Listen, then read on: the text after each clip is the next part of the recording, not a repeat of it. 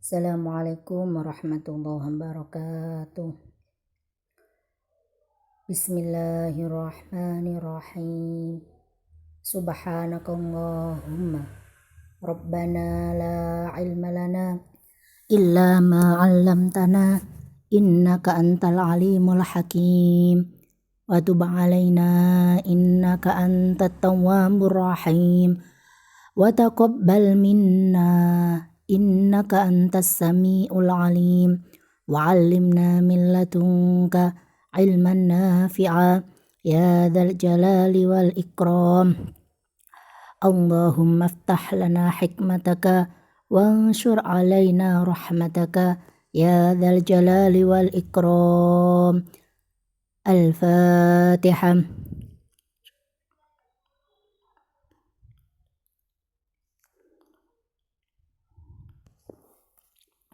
Bismillahirrahmanirrahim. Alhamdulillahirabbil alamin.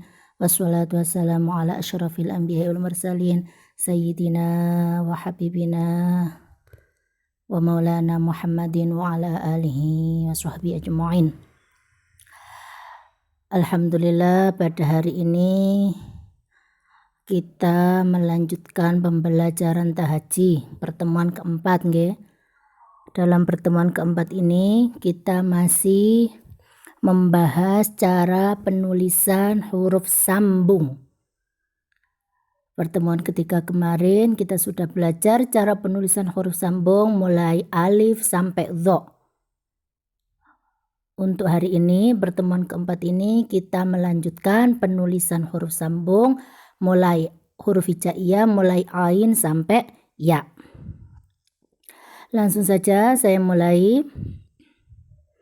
Sekarang kita menulis selanjutnya yaitu lafadz ain dan ghin. Lafadz ain dan ghin. Dalam lafadz ain dan ghin cara penulisannya sama. Bedanya kalau tidak ada titiknya dia dinamakan ain. Kalau ada titiknya berarti dia dinamakan ghin. Untuk penulisan, karena lafadz ain dan ghin adalah lafadz yang bisa disambung dengan huruf setelahnya dan bisa menyambung pada huruf sebelumnya, mutlak berarti ain ini. Maka ketika lafadz ain dan ghin di awal tulisannya seperti ini. Ain dan ghin di awal seperti ini. Karena posisinya dia bisa disambung dengan huruf setelahnya. Bisa disambung dengan huruf setelahnya di sini. Nah, cara penulisannya ketika di awal seperti ini ya. Tidak ada perutnya, langsung tarik ke kiri. Seperti ini terus langsung ditarik ke kiri lurus. Gak usah ngeten, gak usah. Karena apa? Karena dia adalah masih bisa disambung dengan lafadz setelahnya. Begitu juga lafadz ghin. Adapun ketika berada di tengah, penulisan lafadz ain dan ghin ketika berada di tengah, tulisannya seperti ini. Ketika berada di tengah. Karena posisinya dia bisa disambung dengan huruf setelahnya dan bisa menyambung pada huruf sebelumnya. Ya bisa ya dia. Maka tulisannya seperti ini, nggak boleh ngeten. Oh maaf salah. Nggak boleh gini. Sama baya'a ya. Nggak boleh gini. Ba terus gini. Bentar salah. Ba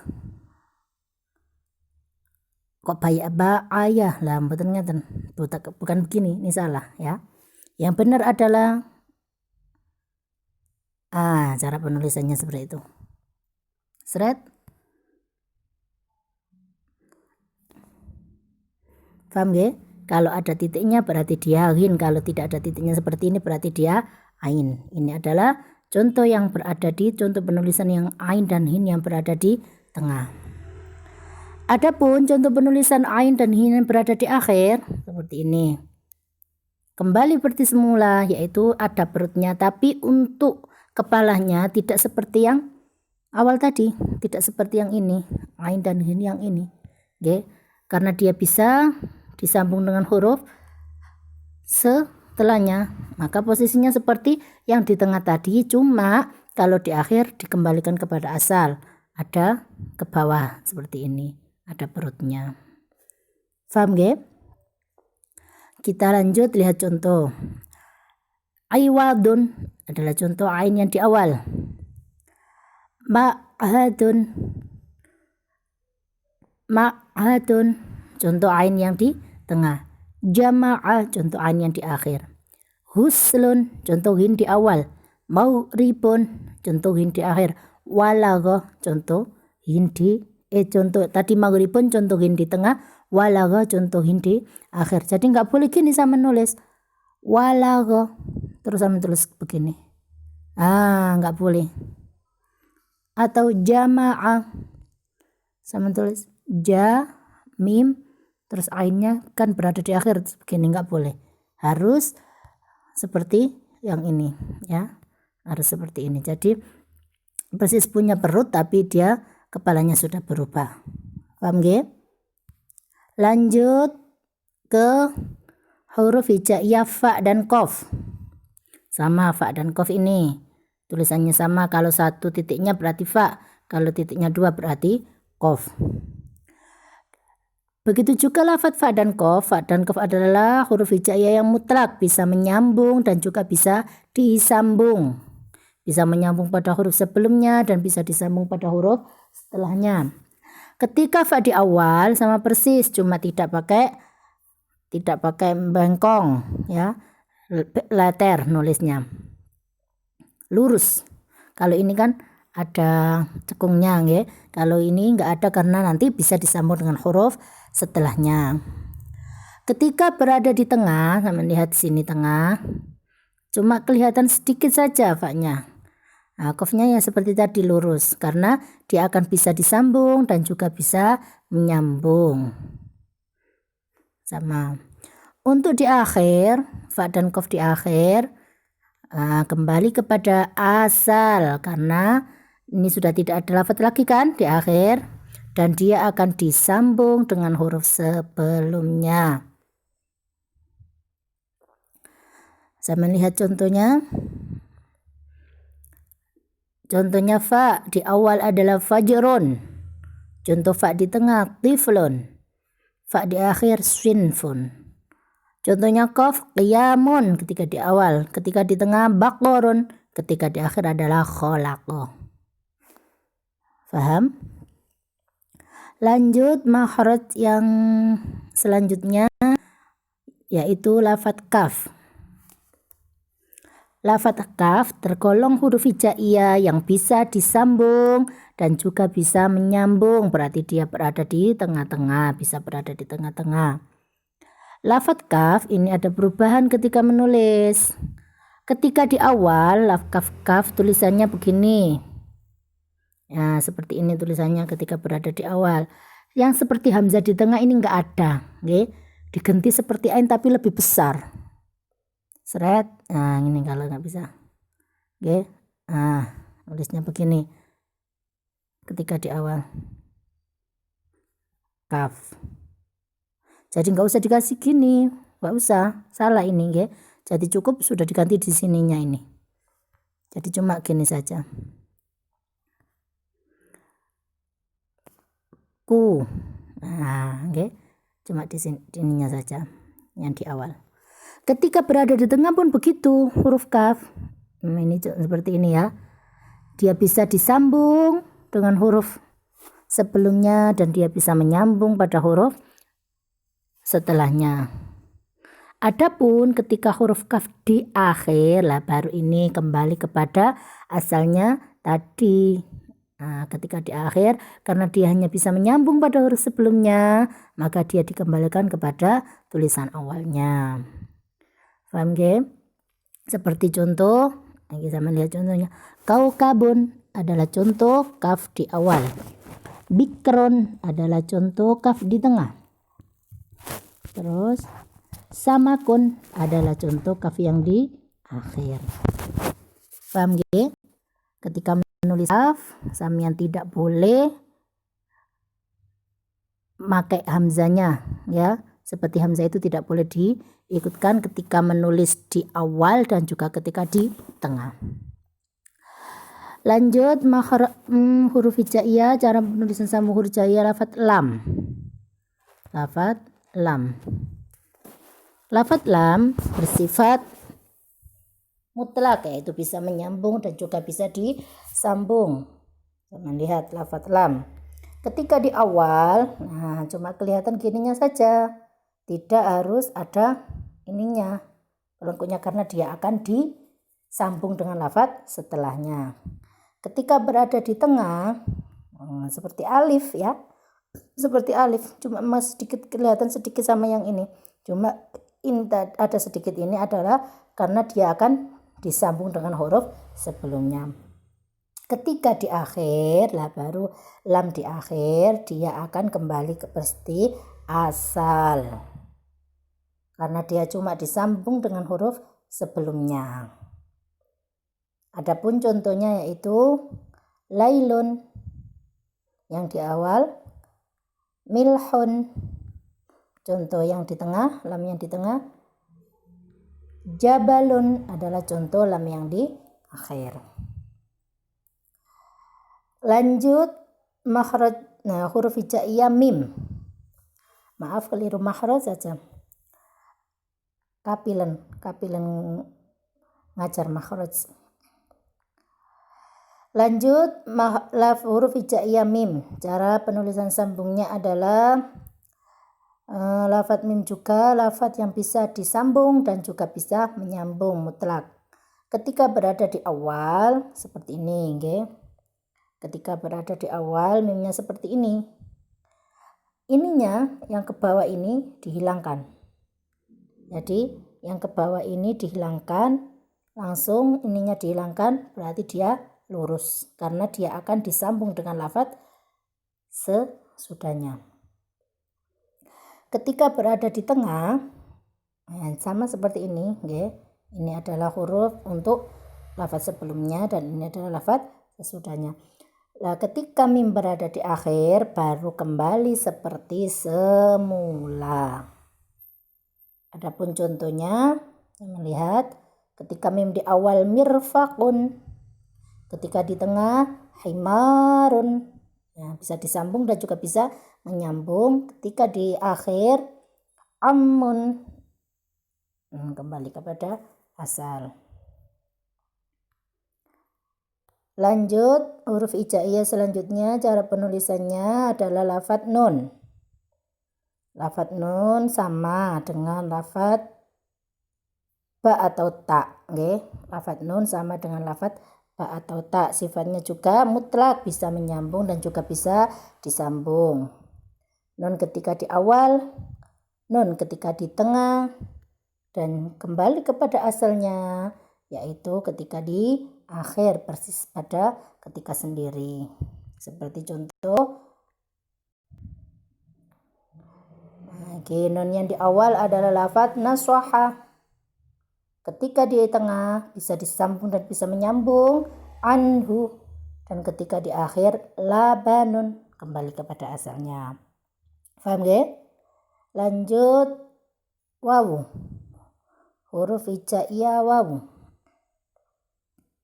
Huruf hijaiyah wawu adalah lafadz atau huruf yang hanya bisa menyambung pada huruf sebelumnya, tapi dia tidak bisa disambung pada huruf setelahnya.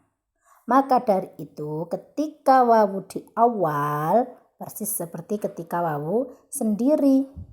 Karena apa? Karena dia tidak bisa disambung dengan lafadz setelahnya, hanya bisa menyambung pada lafadz sebelumnya.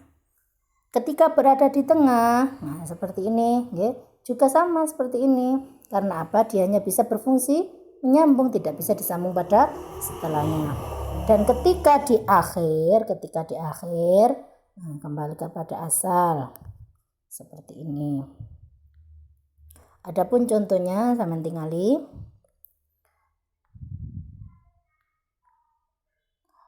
Wawu di awal seperti contoh wamiqo, nggak bisa disambung ya, wamiqo lah ini. Meskipun setelahnya ada huruf tapi dia bersifat tidak bisa disambung, maka wawu seperti sendiri.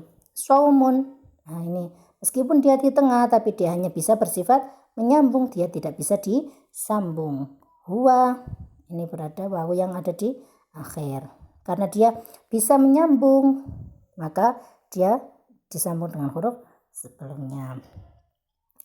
Lanjut, makhraj ha. Huruf hijaiyah ha.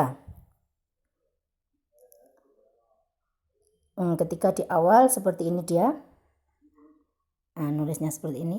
Oke, nggak boleh nulisnya seperti ini. Ha. Nggak boleh gini. Jadi harus persis seperti yang di awal ini. Ha.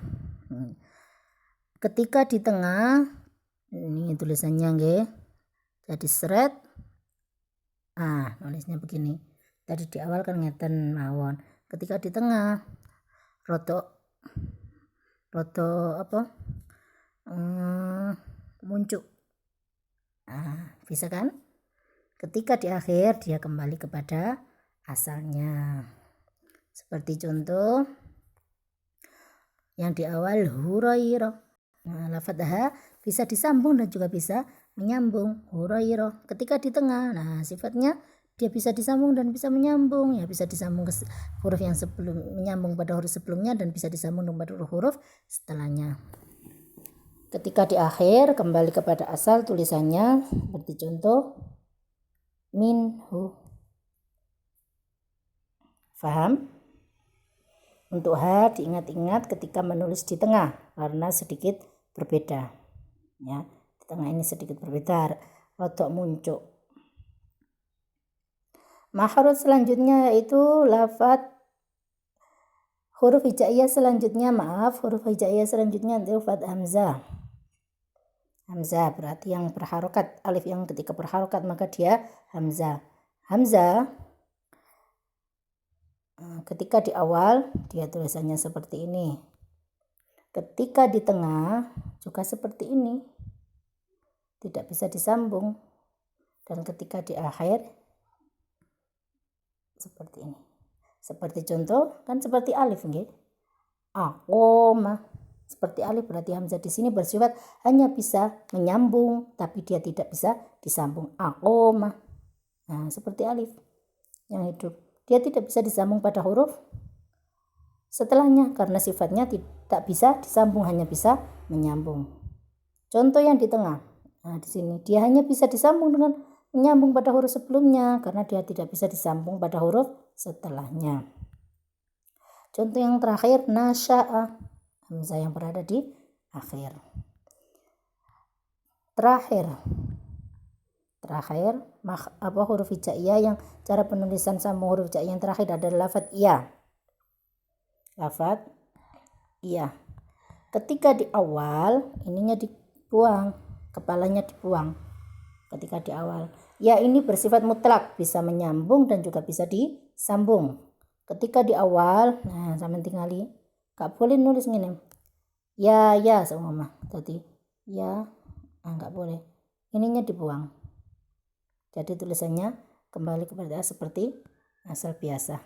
Ya, seperti nulis ba, ta, sa dan nun. Meskipun aslinya terdapat ada kepalanya tapi ketika ditulis sambung maka ininya dihilangkan.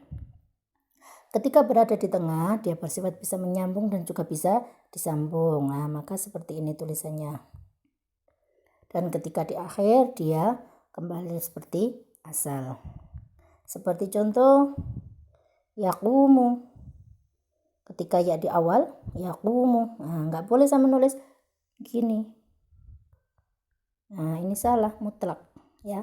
Godang gini kan ada kepalanya, kenapa nggak ada? Karena ketika menulis sambung itu tulisan itu sudah berubah. Ketika di tengah bay'un sifatnya bisa disambung dan juga bisa menyambung. Dan yang terakhir adalah hayyun, kembali asalnya. Faham untuk materi kali ini?